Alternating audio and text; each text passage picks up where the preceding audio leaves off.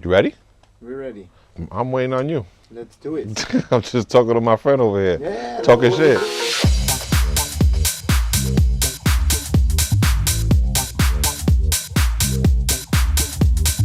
Yeah, I started in 1985 in Brooklyn, did local parties, worked at a record store from 85 to 91.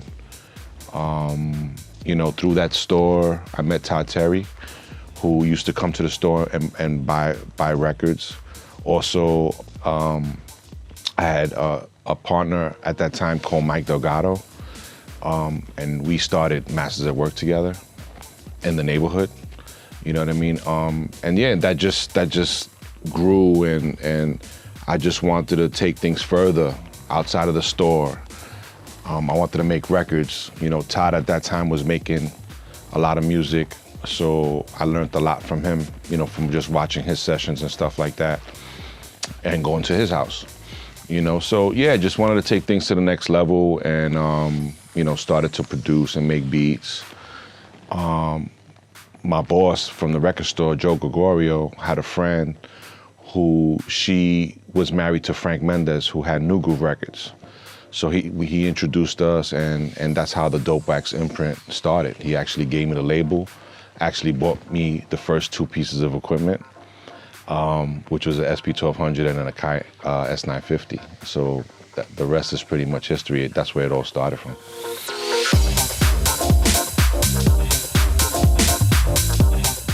Wow, the soundscape has been that I've been on tour since January, every weekend pretty much, and it's gonna go on till November. So basically just trying to, go out there and smash these parties and have fun at the same time and get some rest in the meantime, somewhere in there, on flights and whenever I could. But yeah, the biggest challenge has been trying to record. Trying to record on the road and try to get downtime and to try to be in a hotel and catch a vibe. That's basically been my thing this year because there's been so many gigs, you know what I mean? And it started pretty much last year around September, October, where everything started coming in, and it was just like, wow, this year's gonna be crazy, for the travels,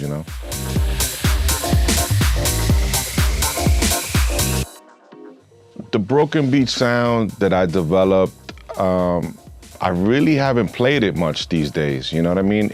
It was a movement in the late 90s because we had went to Southport, me and Louis had went to Southport Weekender, and we walked into a jazz room, which Giles Peterson was playing, and he was playing these up-tempo jazz Art Blakey record. And at that point, we're talking about maybe 1995, 96, I did about 5 or 6 years of 4 on the floor house remixes and dubs, and wanted to try something different. And then when I heard that rhythm, that sparked the broken beat idea. So when we came home, that's how we developed the Nervous track, and that's how that sound came about pretty much. You know what I mean?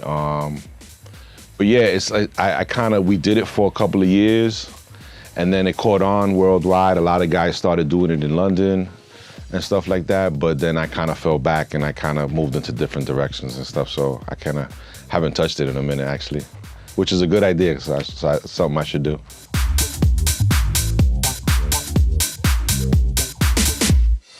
Well, the whole thing about vocals is, you want to leave the crowd with something to go home with and singing a melody, singing a hook of a song.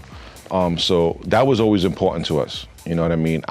Me personally, I'm not a songwriter, but I do come up with melodies and hooks and stuff like that. Whereas today, a lot of the songs that are played in a club, a lot of DJs play a lot of tracks. So it's like very repetitive and stuff like that. But then you have DJs that actually take those tracks and put acapellas over them. You know what I mean? In my sets, I always try to play vocals with some type of melody in them, just so you could have, so the crowd could sing actually too, you know what I mean? And it's more fun to actually bring them in and out of the set and stuff like that, and play with the vocals, play with the EQs, play with the sound system, you know what I mean? So yeah, the melodies is very important.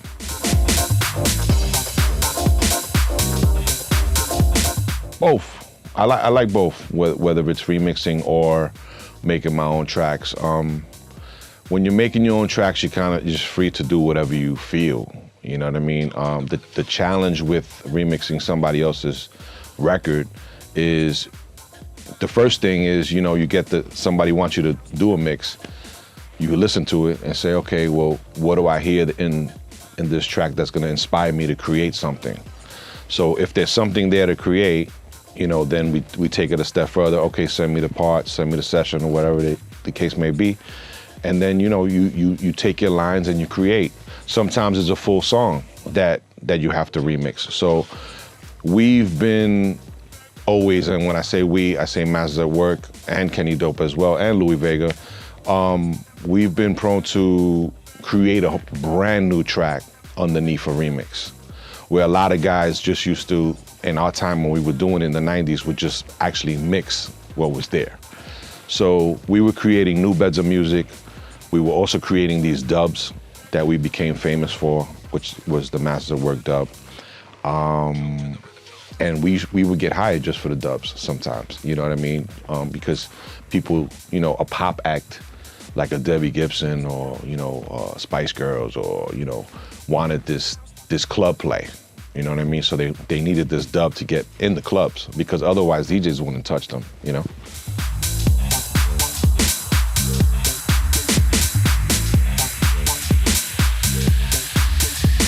Well, the KD imprint started because I was playing a lot of really rare 45s, expensive 45s as well. And I'm talking about these little records that are this size. You know what I mean? For the youngins out there that don't know what 45s are, or 7 inches. But yeah, I was playing these records out. Kids would come up and be like, what's this? Meanwhile, I was playing a $1,500 record, $2,000 record.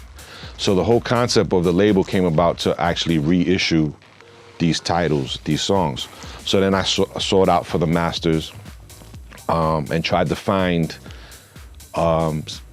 songs that they actually had the files to, or the tapes, whether it was a 4-track, whether it was an 8-track tape. Some of them were 16 tracks. A lot of times these tapes were in basements. They had mildew on them. They were just crazy. So you have to take them, get them, salvaged, bake them, transfer the files to Pro Tools, and then I was able to do my thing. And the concept was basically to mix what was on tape. Give the listener or the collector a new version of what was on that tape. Not alternate, and when I say alter, not adding anything to it, just EQing the drums, making intros and outros so DJs could play them in the club. And that's basically what the concept was for KD, and I still do it today.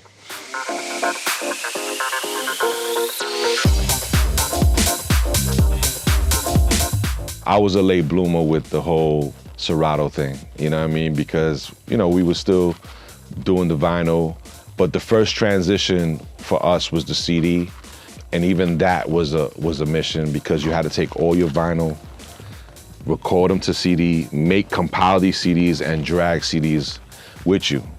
The good thing about it was you didn't have to carry all these crates of records. Records used to get stolen in the airports. Infamous in Italy. Italy, they knew our names. They knew when we were coming into town, things would go missing. We would get, you would turn up to the club and you would open your box and there was things out of whack, empty covers and stuff like that. And at that time too, we was making acetate 12 inches because that was the only way to play stuff fresh out the studio, was on an acetate. Those went missing. There was a lot of bootlegging at that time. So it was like, okay, so now the CDs, so let's move to CDs. So we moved to the CDs, and then that was an experience in itself, just adapting to that whole difference, because it wasn't a platter. It was just you just press start and then you had to just ride it in, you know what I mean?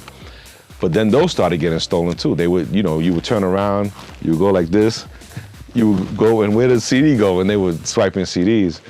So Yeah, it's been a wild trip for the last 30 years for me. You know, when it comes, you know, going from records to the CD to now playing at a laptop, and then now I'm on USB sticks.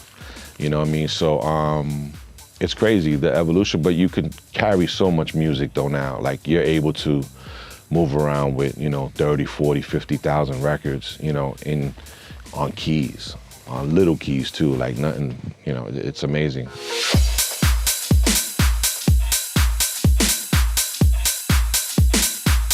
My biggest advice is before you sync, you know, play music first. You know what I'm saying? Play music first, and what I mean play music first is try to mix those records together on your own.